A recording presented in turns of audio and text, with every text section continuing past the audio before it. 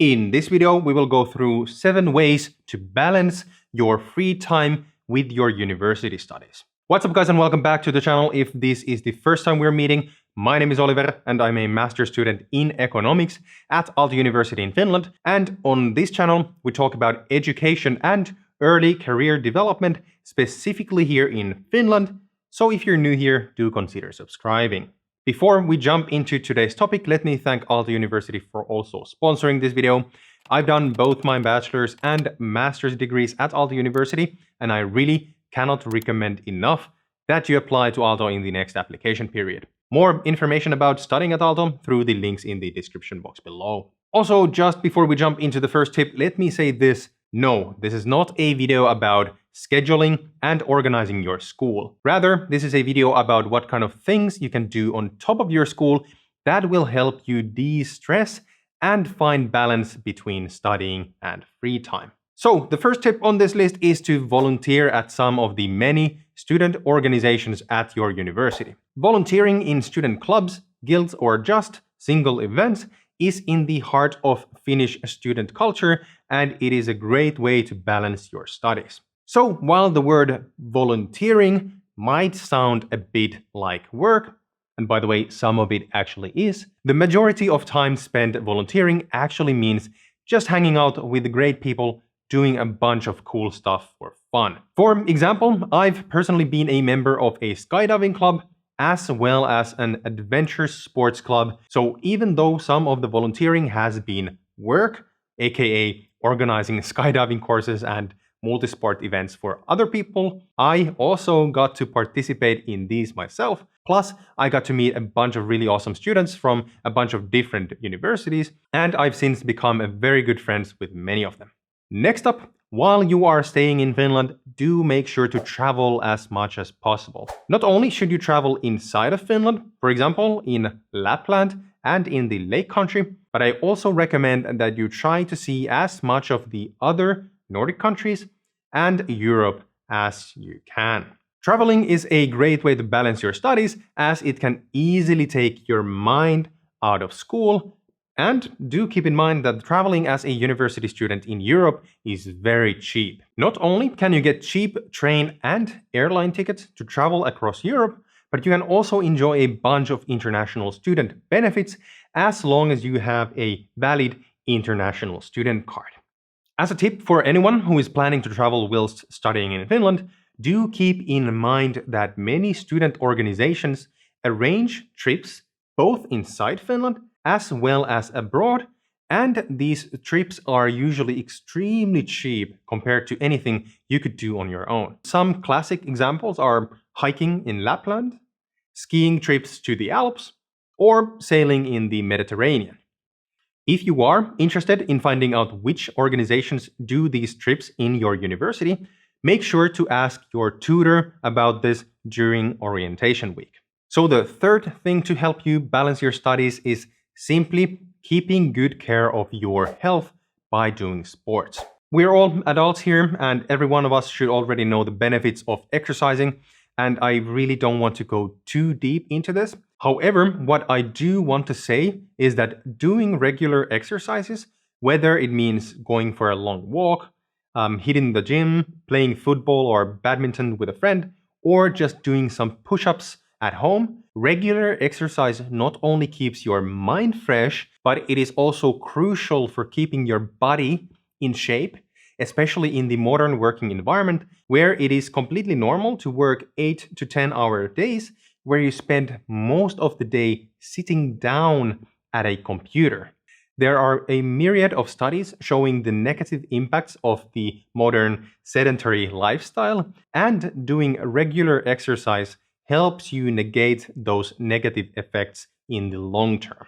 So students in Finland enjoy great benefits when it comes to sports, and most Finnish universities actually provide high-quality sports services either by themselves or in cooperation with a local sports service provider. If you are interested in learning more about student sports services in Finland, I have a separate video about this coming up in the near future, so make sure to subscribe to the channel so you don't miss out when I get that video online.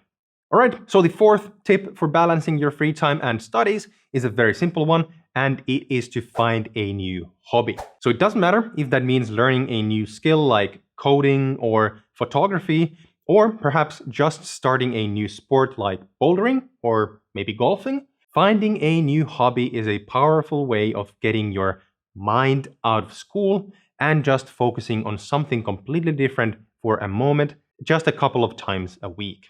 A good thing to keep in mind, and actually also something that some people stress about, is that a hobby doesn't have to be something that you can benefit from in school or in work. So some people think about this topic like, ooh, I have to start playing chess because then I can say it develops my strategical thinking when applying for a job. Or, I have to spend my free time learning Java because it is in high demand in the job market. No, don't think about this that way. So both of these can be hobbies in themselves, but the mentality for a hobby should not be, which hobby is most beneficial for my future? So instead of thinking about this topic from a utilitarian perspective, try to come up with something that you simply enjoy doing. This is simply because having a great hobby that you love is the best way of getting your mind out of school and to relax. The fifth tip is super simple, and that is to make sure you have enough time reserved hanging out with your friends. Doesn't matter whether you are spending your time inside playing D&D or going out enjoying the local nightlife, just make sure that you have enough time to hang out with your buddies. Next up, just learn to give yourself some slack. I've spoken about this topic in multiple videos, and the next tip actually goes a bit deeper into this topic. But what is important to know is that going full throttle 12 hours a day, 365 days a year is not a sustainable way of living. So not only do you need to learn to schedule free time activities, but you also have to learn how to take days off when you simply have absolutely nothing scheduled at all. In addition, you should really learn when to give up so that you can fight another day. So this might sound a bit negative, but just hear me out. I will guarantee that you will have a lot of days during your studies when you simply don't feel like working on your school stuff, but you still force yourself to sit in front of the computer, staring at the screen with blank eyes without getting anything done. The longer you force yourself to sit at the computer, because I'm sure the motivation is just around the corner, the more stressed out and guilty you will feel for not getting anything done, and so on. So this can easily start a vicious cycle that can easily go on for an entire day, and in the end you get nothing done and you feel even more stressed than in the morning. This again has a further negative effect on your sleep cycle, which makes you feel more tired the next morning, and the vicious cycle starts all over again. So my personal tip for all of you guys is that the best way to get out of this cycle is to simply know when to give yourself some slack, take a day off, don't think about school, just so that you can come back the next day feeling rested and actually get stuff done. Alright, so jumping to the last tip in this video, we're about to get pretty serious. So, unless you are looking to work in a field where competition between job applicants is extremely hard and where recruiting managers prioritize study success over other factors, there is no need for you to go for a perfect 5.0 GPA. I'm actually going to make a separate video about this in the future where I go a bit more in depth to the topic, but if I could explain this with one example is a few years ago, I got the opportunity to talk to a very successful Finnish person who worked as a banker in London. He told me that whenever they were recruiting new people to this very successful London-based company, they basically traveled around the globe visiting the best universities in the world. So as a rule of thumb, all of their applicants were extremely smart. However, the first thing they would do when looking through all the applications was that they would discard all those who had a GPA lower than 3. So we're talking on a scale from 1 to 5. However, what they did next was what surprised me the most. So after discarding the first group of people, basically those who had a GPA under 3, they would then look for all the applicants with a perfect GPA, which is 5.0, who did not have any work or volunteer experience during school, and they would throw them away as well. So at this point, I was like, what? Aren't we supposed to do well in school?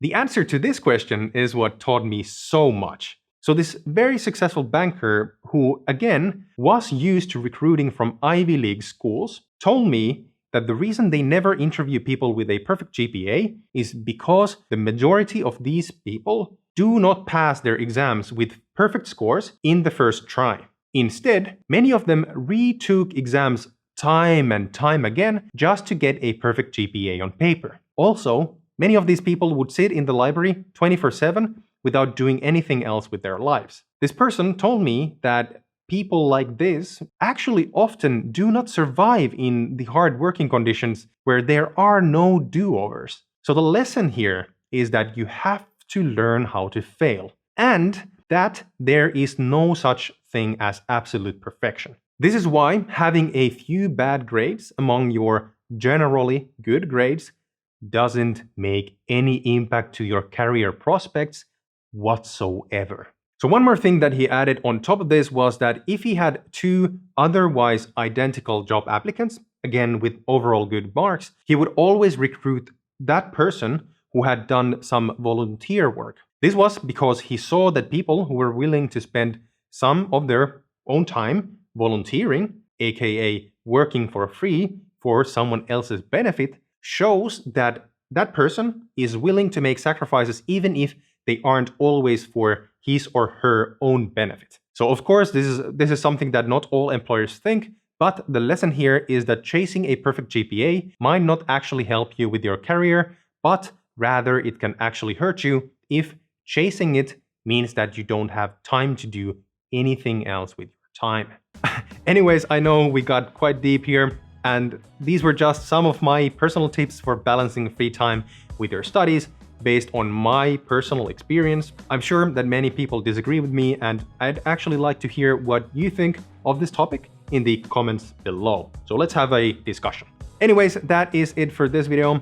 If you found this video interesting, do give it a thumbs up and maybe share it with a friend who might also be interested in the topic. Also, if you have anything to ask about this or any other topic related to studying or working in Finland, write them down in the comment section down below and I'll get back to you as soon as possible. Thanks again, guys, for watching, and I will see you in the next one. Bye-bye.